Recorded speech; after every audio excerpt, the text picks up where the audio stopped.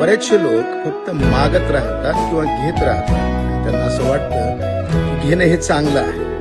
हो, घेणं हे जरी चांगलं असेल तरी आशीर्वाद देण्यामध्ये आहे असं देवाचं वचन आम्हाला सांगतं.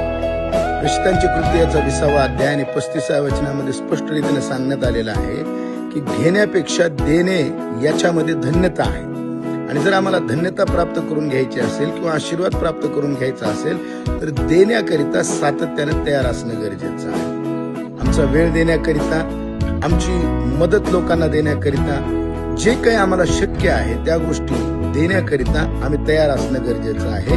म्हणजे आमच्या जीवनामध्ये धन्यता प्राप्त होणार आहे किंवा आशीर्वाद प्राप्त होणार आहे.